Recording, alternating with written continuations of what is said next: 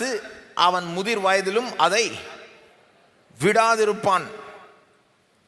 இப்போ இங்கே என்ன ஒரு வாக்கு மாதிரி வருது, அவன் வயசாகிறப்போ கூட, அவன் பிள்ளைக்கு வயசாகிறப்போ கூட நீ கற்றுக் கொடுத்த வழியிலேயே அவன் நடப்பான். ஆகவே சின்ன வயசாக இருக்கிறப்போ நல்ல வழியை கற்றுக் கொடுத்துரு. அதுதான் சொல்லுது. பிள்ளையானவன் பிள்ளையா இருக்கிறப்போ,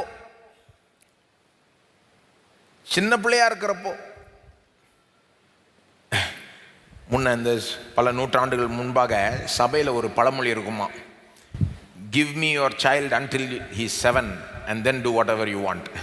உன் பிள்ளைய 7 வயசு வரைக்கும் என்கிட்ட கொடுத்து வை, அதுக்கப்புறம் என்ன வேணால் செஞ்சுக்கோ. அதாவது 7 வயசுக்குள்ளே நாம் சொல்லித்தரது அந்த பிள்ளைக்கு எப்படிப்பட்ட ஒரு எஃபெக்டை பிறகு உண்டு பண்ணணும்னு சொல்கிறதுக்கு சொல்லுவாங்களாம். 7 வயசு வரைக்கும் எங்கள்கிட்ட கொடுத்து வை. அந்த நாட்களில் சபை சில பிள்ளைகளை எடுத்துப்பாங்க பாருங்கள். நான் அப்படி சொல்ல, எங்கள்கிட்ட பிள்ளைகளை கொடுத்து வைங்கன்னு சொல்ல. பிள்ளைகள் எங்கள் பொறுப்பு இல்லை, உங்கள் பொறுப்பு. என்னங்க, உங்கள் பிள்ளைகள் சபையின் பொறுப்பு கிடையாது, உங்கள் பிள்ளைகள் உங்கள் பொறுப்பு. ஆனால் அந்த சேயிங்கில் ஒரு முக்கிய பாயிண்ட் இருக்குது. சின்ன வயசாக இருக்கிறப்போ என்ன சொல்லிக் கொடுக்குறோம், என்ன காண்பிக்கிறோம், நம்ம அவங்களுக்கு என்னத்தை கற்று தருகிறோம். பிள்ளையானவன் நடக்க வேண்டிய வழியிலே அவனை நடத்து. நீங்கள் சரியான காரியங்களை சொல்லி கொடுத்தீங்கன்னா அவன் முதிர் வயதிலும் அதை விடாதிருப்பான். அல்லது தவறான காரியங்களை காமிச்சு கொடுத்துட்டீங்கன்னா, சொல்லி கொடுத்தீங்கன்னா அதுவும் முதிர் வயது வரைக்கும் போகும்.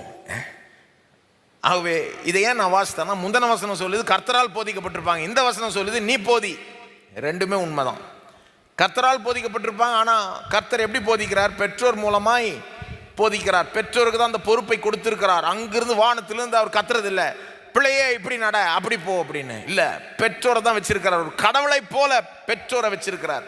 பிள்ளைக்கு தேவன் அதிகாரத்தை கொடுத்திருக்கிறார், பொறுப்பு கொடுத்திருக்கிறார். போக வேண்டிய வழியை காண்பி அப்படின்றார், நடத்துன்றார். எபேசியர் 6:4 பவுல் எழுதுகிறார், பிதாக்களே நீங்களும் உங்கள் பிள்ளைகளை கோபப்படுத்தாமல் கர்த்தருக்கேற்ற சிட்சையிலும் போதனையிலும் அவர்களை வளர்ப்பீர்களாக. எபேசியர் 6:4 பாருங்க. இப்போ இது ஒரு வாக்கு தத்துவம் சொல்ல முடியாது, இது இந்த 22:6 சேர்த்து வாசிக்கிறேன்.